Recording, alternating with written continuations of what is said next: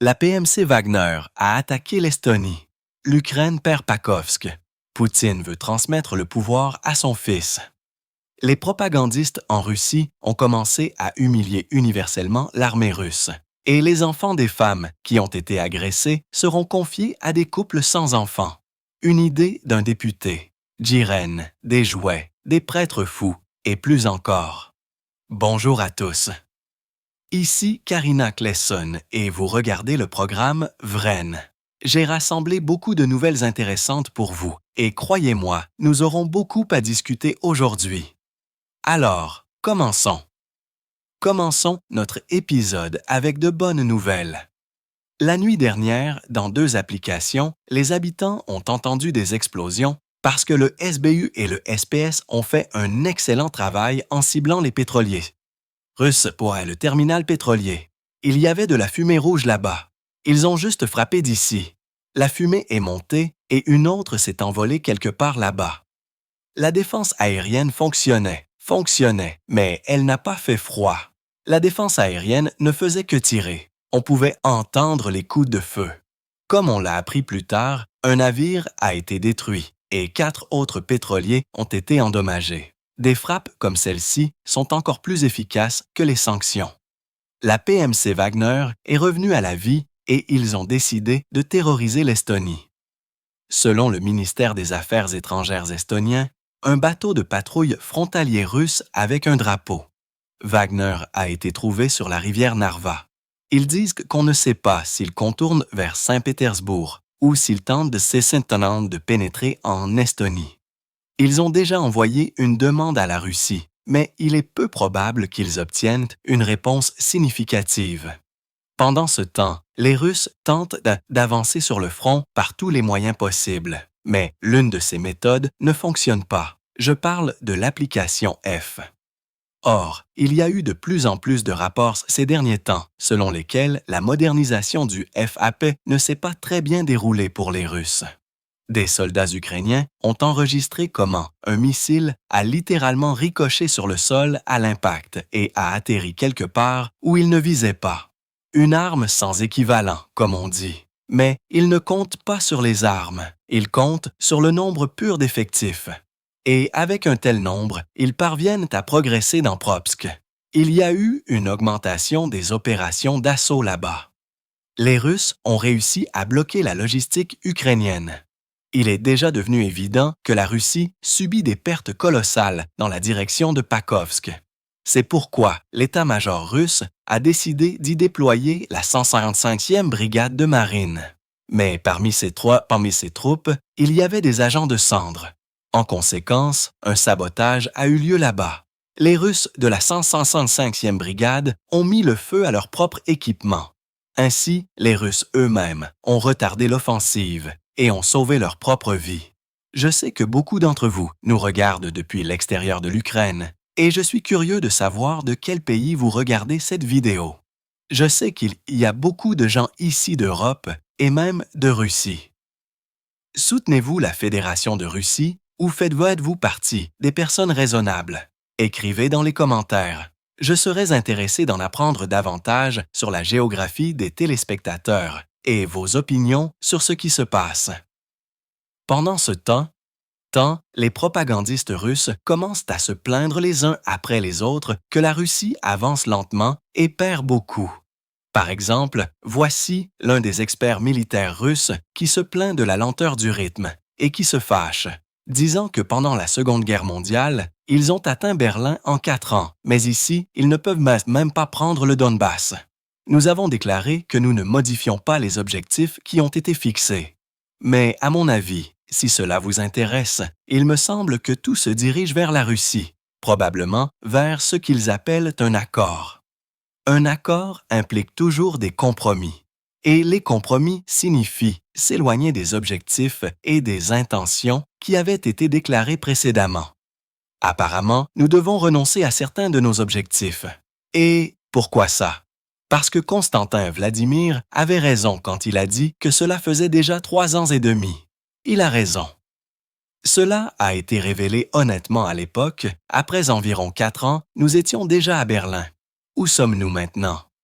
Seulement 20% du territoire a été libéré. Eh bien, nous devons sous-peser les choses. Apparemment, nous avons fait quelque chose de mal. Et ici, le propagandiste Z. Kalachnikov déclare ouvertement que la Russie perdra et que la haine des Ukrainiens envers les Russes ne sera jamais effacée. Alors, à quoi allons-nous aboutir? Même si nous parvenons à négocier une sorte d'échange et à obtenir la partie restante de la région de la DET, la situation restera globalement très ambiguë. Un résultat très peu triomphant. En fait, les objectifs qui nous avaient été fixés en février 2022, rappelez-vous, ne seront pas atteints. De plus, sur le territoire de ce qui reste de l'Ukraine, pour ainsi dire, des flammes éternelles seront allumées en l'honneur de cette guerre. Il y aura des sortes de mémoriaux avec des tridents avec les noms des personnes tombées. Voilà. On appellera cela la guerre pour l'indépendance. Et là, les gens seront élevés. La jeunesse sera élevée dans la haine, avec des sentiments de vengeance et de rétribution. Vous savez, c'est en fait une sorte de défaite culturelle et civilisationnelle. Nous n'avons cessé de faire appel à la mémoire. La Grande Guerre patriotique. Il s'avère que nous n'avons pas été capables de faire ce que nos ancêtres, qui sont en fait très proches de nous, ont réussi à accomplir. On dirait que les manuels ont cessé de fonctionner. Le cerveau se réveille-t-il vraiment? Les nouvelles du pays des miroirs déformants ne cessent de surprendre. Dans la Fédération de Russie, la responsable d'une organisation de défense des valeurs familiales a été arrêtée. Elle est accusée de trafic d'enfants. Il s'agit d'Arena Rudnitskaya, la responsable d'une organisation qui soutenait les familles d'accueil et travaillait à la prévention de l'orphelinat. Dans le même temps, Rudnitskaya elle-même était responsable de 12 enfants âgés de 3 à 17 ans. Une enquête a maintenant commencé. Mais là, chacun est pire que le précédent. Par exemple, un député de Sverdlovsk a proposé de donner les centaines les enfants de femmes violées à des couples sans enfants. Soi-disant, de cette façon, les femmes violées qui ne veulent pas des enfants et les familles sans enfants seraient satisfaites, et il dit cela ouvertement. Tout ce qui concerne le viol est en fait un nombre de cas plutôt faible. Et ici, je pense que la question doit être résolue au cas par cas. Même dans ce cas, je pense que si c'est psychologiquement impossible pour la femme, mais qu'un médecin psychologue explique que c'est une vie vivante et qu'aujourd'hui, il y en a d'autres qui ont besoin de cette vie vivante, je tiens à vous dire que dans notre pays, pour un certain nombre de raisons, il y a actuellement beaucoup de couples sans enfants qui ne peuvent pas avoir d'enfants. Et la liste d'attente pour adopter de petits-enfants en bonne santé est très longue. Et je pense que peut-être ici, nous devons adopter une approche différente. Oui, parler avec la femme que peut-être elle ne veut pas de cet enfant à l'avenir, mais cet enfant peut vivre dans une autre famille. N'importe quoi, du moment que tout le monde accouche. Amis, je sais que vous avez quelque chose à dire à ce sujet. Alors j'attends avec impatience vos réflexions dans les commentaires. Vous savez, je suis toujours disponible. Je lis tout et je réponds à vos commentaires. Et n'oubliez pas de liker cette vidéo. C'est très important pour nous. Je me souviens du député Boguet et j'ai immédiatement pensé à un prêtre orthodoxe qui déteste clairement les femmes. Le prêtre Strutsky a déclaré qu'une femme ne peut pas exister sans les hommes. Le plus effrayant, c'est que nous, les hommes, devenons fous. Mais les femmes, elles aident les gens. Parce qu'elle est censée faire partie d'un homme. Elle a été prise de lui et doit lui être unie. Elle ne peut pas exister seule. Mais son discours ne s'est pas arrêté aux femmes. Il a décidé d'insulter tous les Russes au passage. Il dit que ce sont tous des ânes avec un estomac au lieu d'une âme. Si vous donnez à un âne tout ce qu'il veut, l'âne ne transportera rien nulle part. Absolument rien. Alors, il s'avère, vous voyez, que c'est le moment où les gens nourrissent leurs ânes. Ces ânes ne veulent rien faire. Ils n'ont pas besoin de divertissement parce que tout cela va à l'encontre de l'estomac de l'âne. L'âne dit « Je veux me reposer, manger, boire et s'amuser ». C'est comme ça, mes chers. C'est pourquoi le christianisme s'estompe en ce moment. Pourquoi? Parce que vous voyez, il y a de plus en plus de ces ânes, et ils ne veulent rien d'autre que satisfaire leur propre estomac. et ils veulent juste s'allonger sur de la paille, se reposer et se gratter. Et comment se nourrit-il? Par la bénédiction de Dieu. Eh bien, d'ailleurs, les prêtres eux-mêmes veulent pas bien se remplir l'estomac, tout comme leur portefeuille. Et malgré toutes les humiliations de l'Église orthodoxe russe, ils exigent que plus d'argent soit apporté à l'Église. Plus la classe de la voiture est élevée, pour ainsi dire, plus le statut est élevé, moins une personne est susceptible de faire un don, généralement. Bien sûr, il existe toutes sortes d'exceptions, y compris certaines inhabituelles. Mais en règle générale, 95 à 99% du temps, plus la voiture est chère, moins une personne fait de dons. Disons que quelqu'un arrive dans une vieille Gigi rouillée, demande à la faire bénir et, selon les normes actuelles, y met, disons, 5 000. Pourquoi tant? Votre voiture elle-même vaut 5 000. Il n'y a tout simplement pas d'âme dedans. Mais une personne qui arrive dans une voiture valant plusieurs millions donne un H de 100 roubles. C'est ça, l'Église russe. Tel est le pays, tels sont ses prêtres. Chaque voix compte. Rejoignez notre communauté, soutenez le journalisme indépendant et aidez-nous à vous apporter la vérité depuis l'Ukraine. Devenez membre d'Ukraine aujourd'hui. Rejoignez-nous maintenant.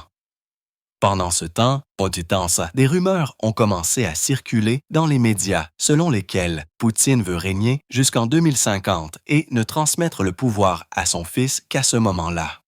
Après la réinitialisation des limites de mandat en 2020, Poutine peut rester en fonction jusqu'en 2036.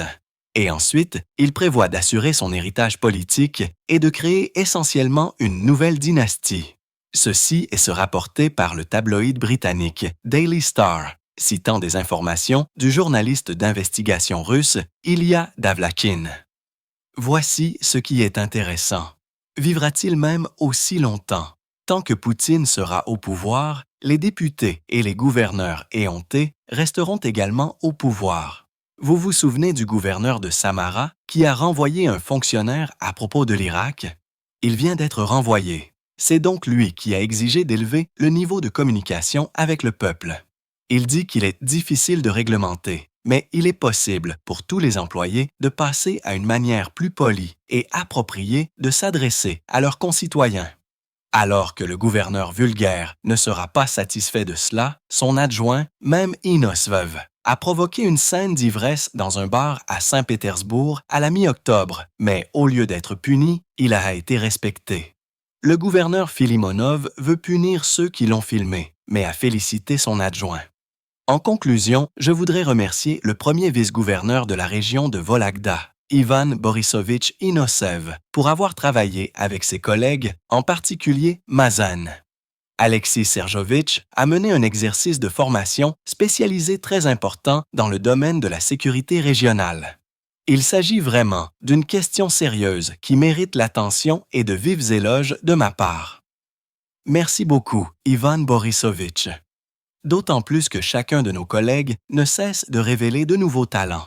En particulier, Ivan Borisovitch est devenu un maître de kung-fu inégalé qui manie l'arme traditionnelle, une chaise. Je voudrais néanmoins souligner une fois de plus que nous tous, les hommes, vous êtes tous des hommes, mais il semble qu'il vous manque quelque chose de viril. S'est battu pour Poutine, a été blessé, est rentré chez lui et Poutine ne lui a pas remis de prix.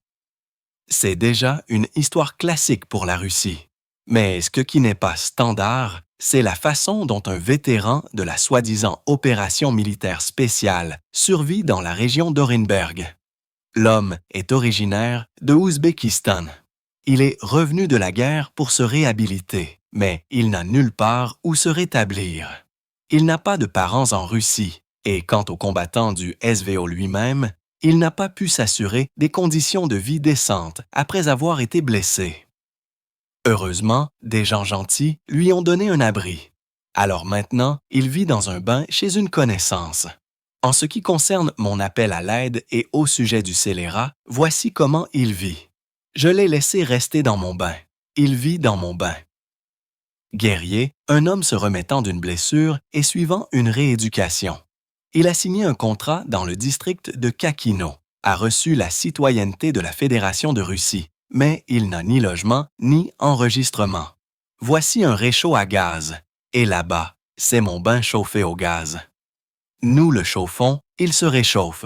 Nous avons fait appel à plusieurs reprises à l'administration du district de Covarino pour obtenir de l'aide pour l'enregistrement et le logement, mais partout, on nous a refusé. Il n'y a pas d'argent pour l'armée, mais il y a de l'argent pour produire des drones jouets en forme de Gérana, qui explosent à l'impact. Ils deviennent tous fous là-bas. Et enfin, les Russes déséquilibrés. Ils sont partout dans le monde. Et même lorsqu'ils reçoivent une aide médicale à l'étranger, ils disent toujours aux gens comment les choses doivent être faites correctement. En russe, je n'ai même pas de commentaires à ce sujet. Regardez jusqu'à la fin. Est-ce que la nationalité de votre médecin vous importe? Oui. En fait, je ne suis pas russe. Alors pourquoi avez-vous pris rendez-vous avec moi? Parce que c'était le seul créneau disponible. Et qu'est-ce qui ne vous a pas plu chez moi en tant que médecin? Les gens me fixent du regard. Pourquoi jurez-vous? Parce que je ne me motiverai avec les Russes pour aucune raison. Mais je le ferai avec vous. Vous êtes entré, je vous ai examiné, j'ai fait un diagnostic, j'ai prescrit un traitement. Je vous ai demandé si vous parliez russe. Comment vous faites tout dans votre vie quotidienne? Vous le faites. Je suis entré et vous avez élevé la voix. J'ai élevé la voix à la fin. Je vous ai demandé si tout était clair et vous avez commencé à m'insulter en fonction de ma nationalité. Je n'ai pas commencé à vous insulter. Vous insultez. Vous énoncez simplement le fait et vous n'êtes pas réellement vous. Eh bien oui, je ne peux vraiment pas réparer ça. Malheureusement, c'est juste désagréable pour moi. Que puis-je faire? Y a-t-il d'autres questions? En fait, il n'y a plus de questions sur ce dont nous avons discuté. Avez-vous compris le plan de traitement qu'elle a prescrit? Ce n'est rien le plan. Ce plan ne fera rien pour moi car je ne le suivrai pas. Vous avez vu ma photo sur le site web dès le début. Mon nom quand je ne peux pas toujours être dans une situation parfaite. Je ne pense pas. Eh bien, à propos de moi, laissez-moi vous en dire un peu plus sur moi.